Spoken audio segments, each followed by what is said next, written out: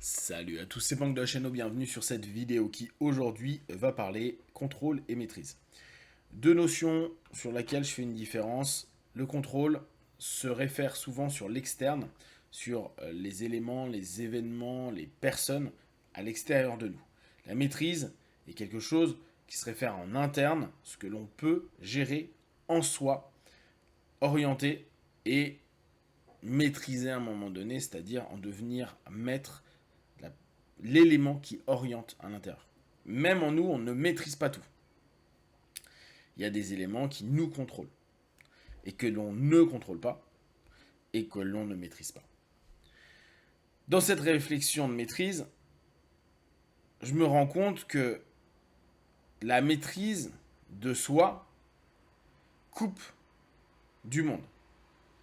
Dans le sens où on arrive un petit peu à ces notions, à se dire, je ne peux pas contrôler un ensemble d'éléments extérieurs, des personnes, des situations. Je ne peux même pas forcément savoir ces imprévus, même si je peux anticiper. Dès lors, je me renferme sur moi.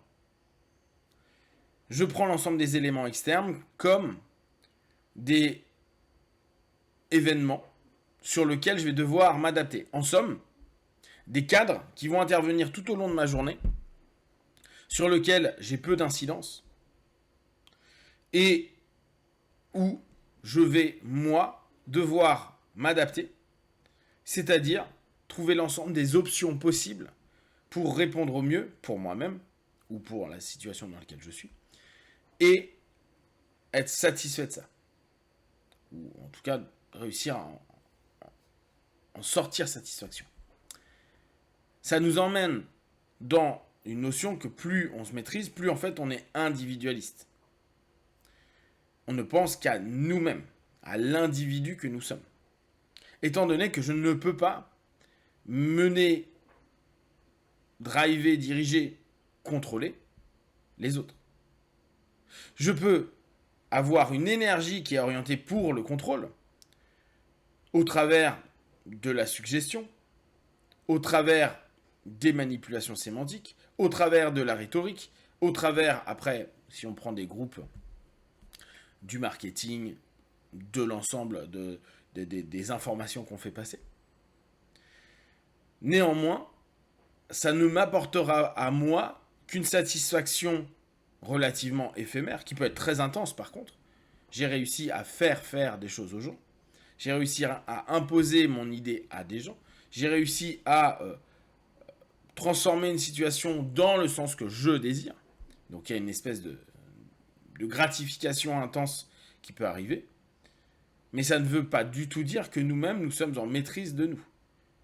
D'ailleurs, plus on cherche à aller vers un contrôle externe, plus on s'aperçoit qu'il est difficile pour la personne de se maîtriser elle-même. Donc il y a une compensation qui se fait. Seulement, tout ça, ça a des limites. Le contrôle va avoir des limites. Alors on pourra toujours dire, oui, mais si j'ai énormément d'argent ou énormément de pouvoir, je peux tout faire aux autres, je peux tout contrôler. Mais on ne peut pas contrôler les incidents, les accidents, les éléments qui sont des imprévus. Et même si j'avais cette capacité au maximum, il y a un moment ou un autre, c'est ma manière à moi de réagir, de percevoir, de ressentir les choses qui va me permettre de filtrer ce monde-là.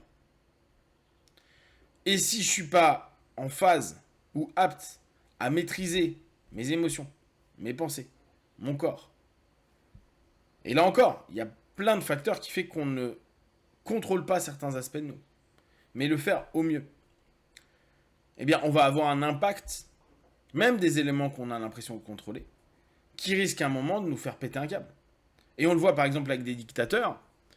On sait que Staline, qui avait un contrôle hyper intense sur tout ce qu'il y a autour de lui et sur son pays, l'URSS à l'époque, était paranoïaque. C'est-à-dire il avait zéro maîtrise de lui-même.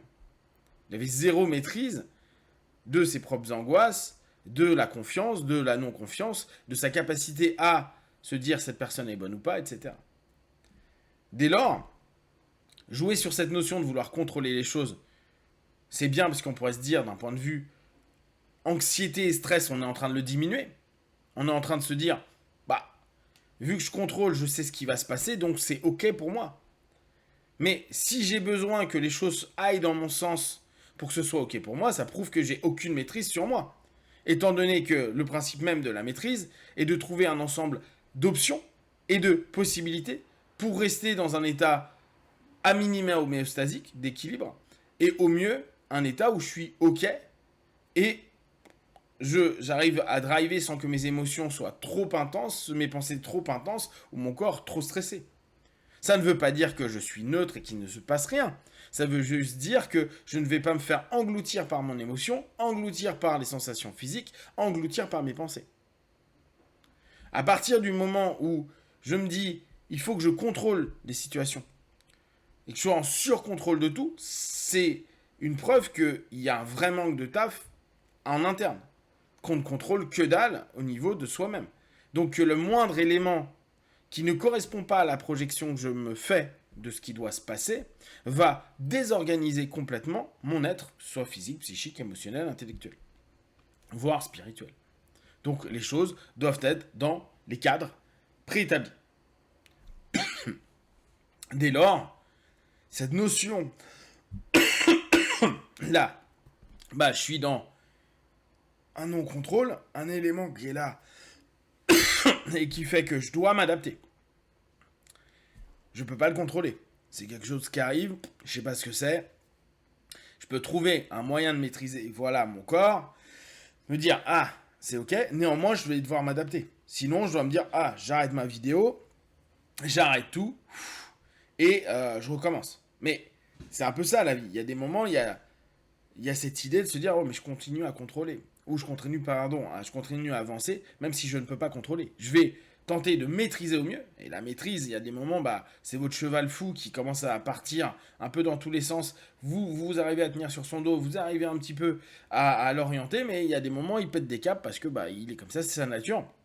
Il va falloir se tenir un peu et puis tirer, prendre le temps pour le ramener tête au calme et dire, t'inquiète pas. Mais que ça aille pas à vous projeter, que ce cheval commence pas à vous projeter complètement.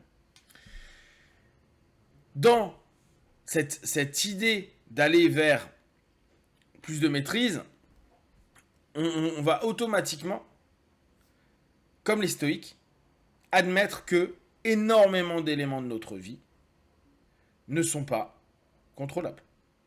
Et que prendre du temps à vouloir contrôler un ensemble d'éléments, que ce soit les personnes au travers de la manipulation, que ce soit les situations au travers de l'influence qu'on peut avoir, nous fait perdre énormément d'énergie et nous dissocie de ce qui est réellement utile pour nous, c'est-à-dire la maîtrise de soi. Certes, la maîtrise de soi n'amène pas, clairement, énormément de stroke.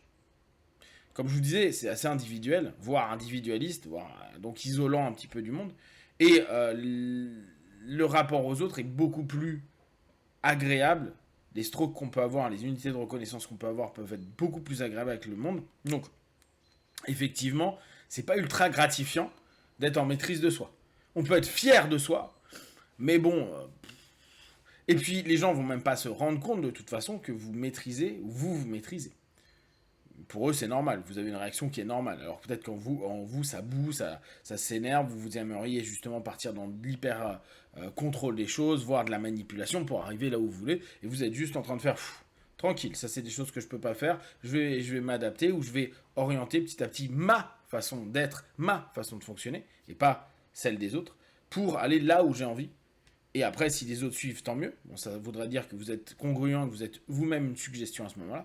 Mais c'est pas nécessairement aller vers, ok, je laisse tomber qui je suis et ce que je ressens pour aller déverser cette énergie vers l'extérieur parce que j'arrive plus à la maîtriser à l'intérieur de moi.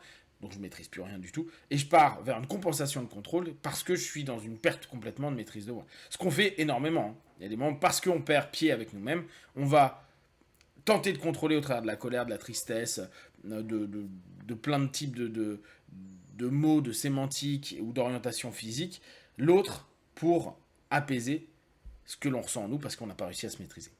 Si vous avez des questions et des remarques sur le sujet, partagez sur Facebook et YouTube, j'y répondrai le plus rapidement possible. Et comme d'habitude, de tout ce que je propose, ne prenez que ce qui est bon et juste pour vous, testez, observez, analysez et concluez. Be one, ciao.